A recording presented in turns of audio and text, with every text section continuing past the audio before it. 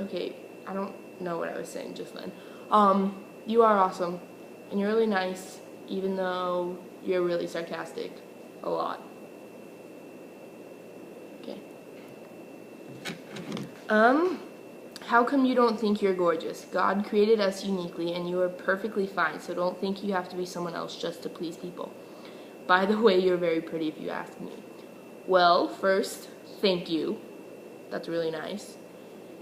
Second, I don't necessarily think I have to be someone else. Like, I am happy with who I am, and I know that, God made me this way for a very specific reason, and I couldn't be here if I were anyone else. So I don't want to be someone else. And I'm not insecure about, okay, I'm going to sound extremely cocky for the next few minutes, but I'm not insecure about the way I look, if that makes sense. Like, I would never go around calling myself gorgeous, because that's, I don't know, I feel like that's extremely cocky, but I'm not insecure about the way I look. And, like, I know some nights I say I get insecure and stuff like that, and I do, but it's not about how I look necessarily. And I'm not actually an insecure person. That's just Satan messing with me, which usually doesn't happen until like midnight on nights when I slept 3 hours the night before. So yeah, I would never call myself gorgeous. I don't think I'm like the most beautiful person alive, but I'm not insecure about how I look, and I don't actually want to be someone else. Like, I say Nicole is gorgeous and why can't I be her? But that's just because she's gorgeous, but it's a joke, because I don't actually wish I could be her, because I have to be me, if that makes sense. She has to be her and I have to be me, so that's okay. I'm embarrassing myself. What's the most inspiring time you have shared your faith with someone or led someone to Christ? Oh, this is really difficult, because I don't know. It's hard for me to know if I've led someone to Christ.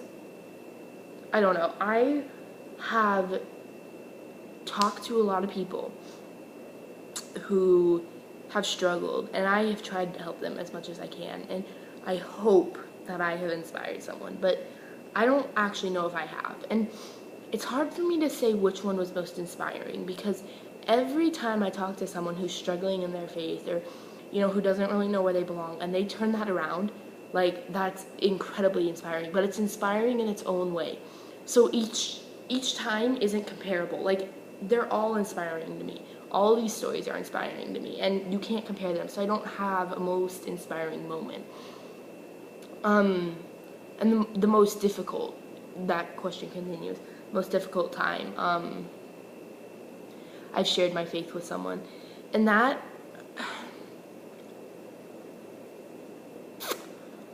I'm not sure how I want to answer this.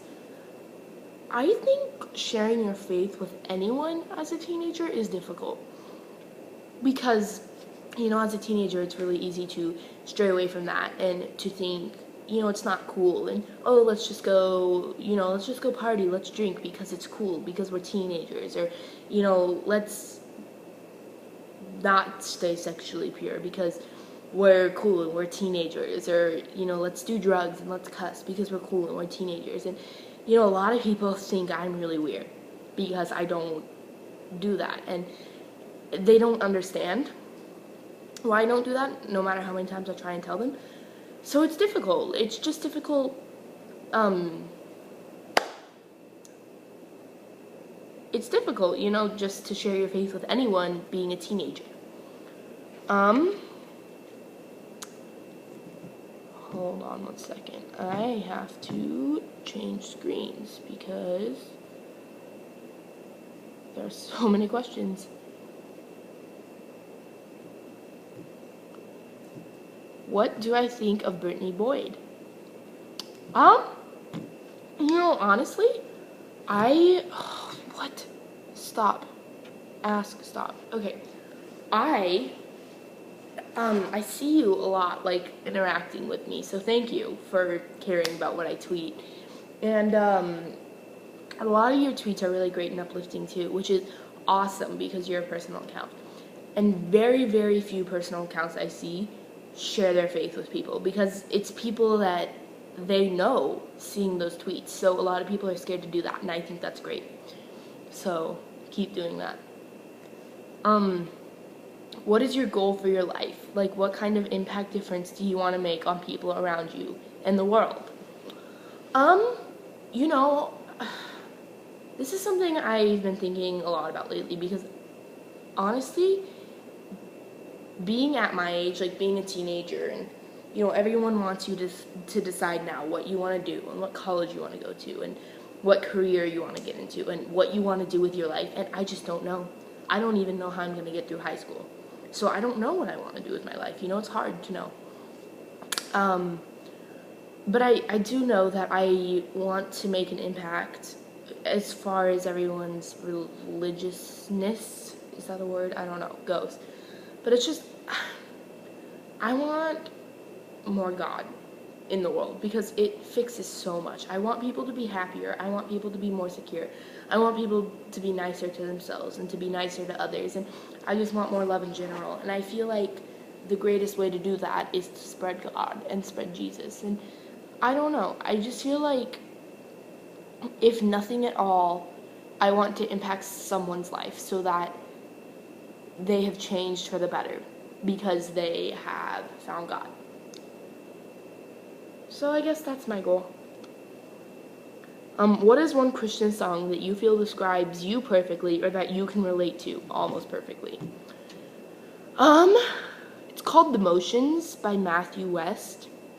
It's the first one that like comes to my head. I'm sure there are so many great songs that I can connect to, but this one's really great because it talks about how, you know, in life so many of us just do what we're told we have to do. So, you know, this one's saying, I don't want to go through the motions every day. Like, I actually want to make a difference, and I want to try my best. So, I really like that one. I don't know why. I just feel like that's something I want to do, and that's something I can relate to. So, this one, okay, sorry about that. I hate reading these because I don't know. This one says, I think you're really pretty. Thank you. I like you. Now I sound extremely cocky. But thanks. What do you think of soccer? Have you ever played it? If so, what position? I keep moving this, I'm sorry. Funny story time. Okay, I have played soccer. I was like 3, 4 maybe. I played on just a rec team for my city. I mean, who didn't? And my mom tells me stories about it all the time.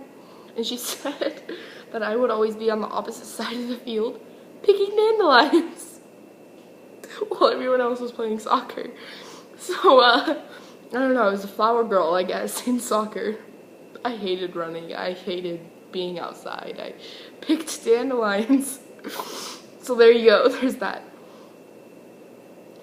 What do you think of people that aren't hard to make laugh, that easily find humor in things, that easily laugh? I love those people, and I wish I could be more like those people because, I don't know, when people laugh, you just have to laugh. And when people are that happy, you have to be happy, and I love it. I love it so much. I'm trying to hurry because I only have 2 more. Actually, I only have 1 more because I essentially already answered the last one. What is one of your... Sorry about that. What is one of your favorite Bible verses that isn't one that everyone may know, like John 3:16 is? And that's the last one, but it will take me a little while to answer. I thought about this one a lot too. I really hate this question because I don't know. Okay, look. A Bible is there's so much in a Bible. And you can't choose, like, okay, I'm trying to get this to stand up because I have to pick my Bible up. You can't, like, choose one good part of it because the Bible in general is incredible. And there are so many great scriptures and there are so many great parts that I can't choose a favorite. What is this? I don't know what this is, but you guys, struggle bus. Wait a minute. That's what we're gonna do. Okay, so, I can't choose a favorite because there are so many great parts of the Bible.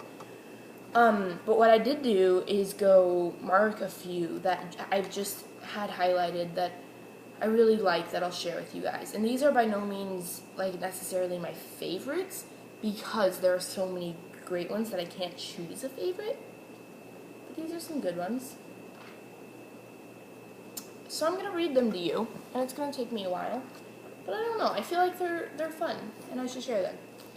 So this first one is Psalm 1.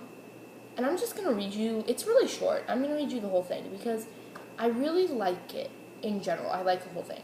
So it says, "Blessed is the man that walketh not in the counsel of the ungodly, nor standeth in the way of sinners, nor sitteth in the seat of the scornful." I don't have my glasses on, I'm sorry. "But his delight is in the law of the Lord, and in his law doth he meditate day and night. And he shall be like a tree planted by the rivers of water, that bringeth forth his fruit in his season. His leaf also shall not wither, and whatsoever he doeth shall prosper. The ungodly are not so, but are like the chaff which the wind driveth away. Therefore the ungodly shall not stand in the judgment, nor sinners in the congregation of the righteous. For the Lord knoweth the way of the righteous, but the way of the ungodly shall perish." Sorry that I can't speak. I can hardly speak regular English, much more old-time English. I remember which one I was going to read you from this page.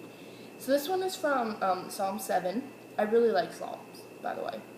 But Psalm 7:11. It says, God judgeth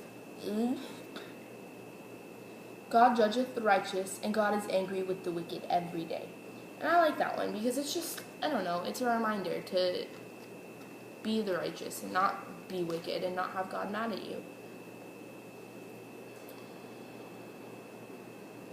This one is Psalm 118, and it's Psalm 118:14. It says, "The Lord is my strength and song, and is become my salvation." I don't know, I just like that one. Now we're getting out of Psalms because I could read you the entire book of Psalms. It's highlighted. Almost the entire book is highlighted. I love it. But I won't bore you. We are now in St. John. I really like St. John. I really like all the saints, actually. I don't know. And I wanted to read you a few out of this one. Right now it's in 3. And I know you asked for verses that aren't popular, like John 3:16, and I'm not going to read you John 3:16. I'm going to read you other verses from John 3. For example, John 3:12. "If I have told you earthly things, and ye believe not, how shall ye believe if I tell you of heavenly things?" I don't know. I like that one because it's Christ talking to everyone saying, if you can't even believe me about what's going on in the world, how can you believe me about what's going on in heaven? You know, because it's just so much more complicated and miraculous. And I don't know, I like it. John 3:27. "John answered and said, A man can receive nothing except it be given him from heaven."